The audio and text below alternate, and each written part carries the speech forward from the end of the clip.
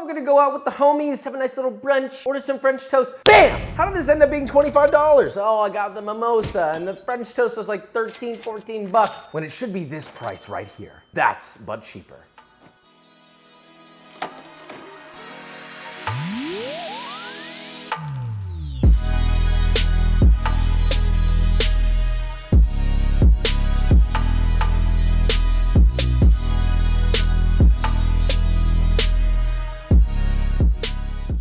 Right, so like I said, French toast I think is commonly probably one of the most overpriced things on a brunch menu I can imagine. It is literally leftover stale bread soaked in milk and eggs and put in a pan. And what if you took French toast and made it nice and thick, like 2 to 4 inches thick? And you could have it for this price right here. This is a breakfast or brunch eating experience regardless of the price. So let's make this, shall we? Okay, it's giant French toast. Not as crazy as you think. By the way, look, I'm real sorry about my voice, okay? I was yelling a bunch at the burger event in LA, to which many of you came. So thank you for coming. It was so good to see all of you. And thank you for destroying my vocal cords. First off, you need 2 solid loaves of unsliced white bread. The cheaper the better, but usually bread is pretty cheap, so should be fine. As an alternative, you can use a modified version of my multi-purpose dough, which comes out to this price right here. Want to go that route? Cool. Combine 1 cup or 240 milliliters of water and 1 cup or 240 milliliters of whole milk. Heat to 95 Fahrenheit and add 1 tablespoon or 14 grams of instant yeast. Mix till dissolved, then add 2 egg yolks and 2 whole eggs. Whisk until homogeneous.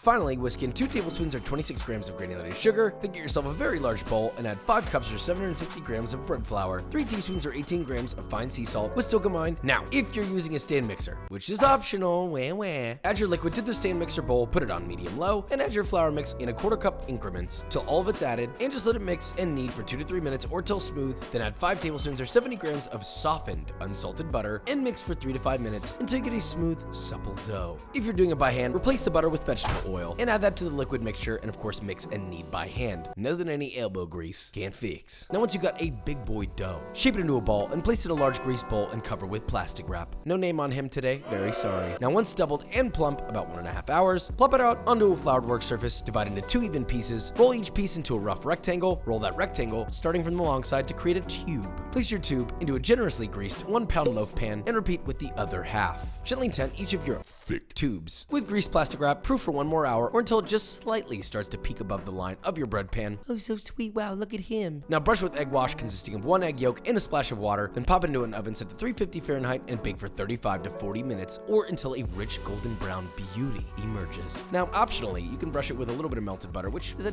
tiny amount of cost here, but if you're avoiding that, then don't do that. Pop those guys under their sides to cool completely. I know they look a little silly turned on their side, but it helps keep your tops nice and rounded. Okay, now we can talk massive, undeniably thick, moist French toast. Get your loaves of bread, cut off the end pieces, cut them into 3 to 4 inch thick segments, which will get you 3 to 4 pieces per loaf, but let's just say you get 6 total. Oh, Josh, only 6 servings? Listen, pal, if you can eat a whole one of these and still be okay afterwards, then please call a physician. One of these is at least 2 to 3 servings, so split it and your body and wallet will thank you. For your custard soak, get a deep large bowl and add 3 whole eggs, 2 egg yolks, and to that you'll add a pinch of allspice, 1 teaspoon or 3 grams of ground cinnamon, and a pinch of nutmeg. Of course, fresh grated is lovely, but pre-ground is fine too. Whisk all that together till combined. Actually, pause. You know what I've noticed recently? People adding my ingredients out of order. I do many things for a reason. You have to mix your spices with your eggs first before adding anything else. Otherwise, you'll just have spices floating on top of this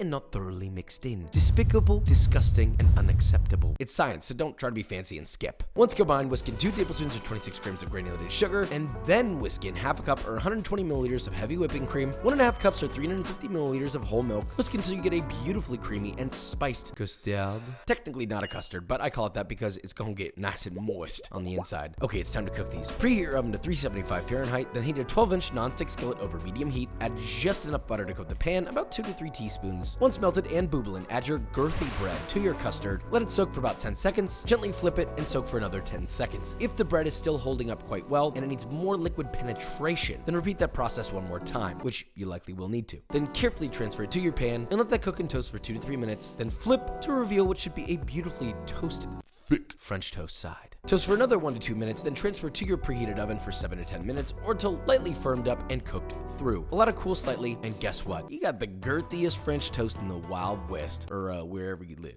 Sure, we can go with a big pat of melty butter drenched in liquid golden syrup from the land of maple dreamscapes, which is great. Or we could go toasted marshmallow, hot chocolate sauce, and ice cream. You tell me, pal. For the chocolate sauce, in a medium sauce pot, combine half a cup or 108 grams of white granulated sugar, a quarter cup or 42 grams of light brown sugar, a quarter teaspoon or 2 grams of fine sea salt, whisk the togamine, and then whisk in half a cup or 46 grams of unsweetened cocoa powder. Whisk that togamine, a lot of whisking here. And finally, half a cup or 118 milliliters of cold water. Now, while frequently stirring or whisking, bring that to a boil over medium-high, then reduce the heat to low and let it simmer, stirring often until thickened and glossy, about 3 minutes. Now, while that's going in, take 4 marshmallows, place them on a skewer or a fork or whatever you want to do, and brush them with a flame with either your stovetop or kitchen torch until charred all over. Don't skimp on this here. We need these dark. Even if you don't like them like that, trust me. Now, once those are beautifully charred, add that to your chocolate sauce, cut the heat, and whisk everything in until melted and combined. Last of all, whisk in 2 teaspoons or 9 grams of vanilla extract. And you have a beautiful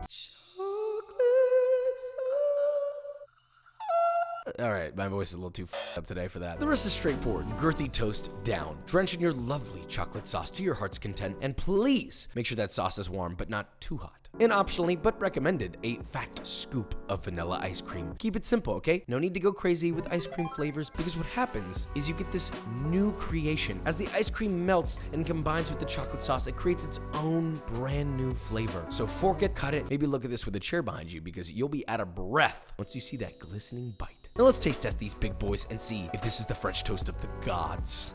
That is big French toast. Oh. So, traditional, is there a point of making this big? I don't know. Oh, my knife just like falls through. Ah! What the hell is happening? Yes, I'll share. Wow, this is really what French toast was supposed to be. Anyone who's cooked a steak will understand this. A thin steak is not good, it gets overcooked. You want it thick so it gets medium rare. Now, I'm not saying this is medium rare, but I am saying the thickness is what helps keep the French toast from getting overcooked. It's not a stiff piece of bread. It is airy custard on the inside, and the outside's crispy and beautiful. It's luscious, it's rich. I feel like this is what French toast meant to be. All right, fancy one. This is the moist maker. Good Lord. We took a breakfast item and basically elevated it to a high-tiered dessert. Regardless of your choice, you know what to do. But you wanna know what else knows what to do? B-roll.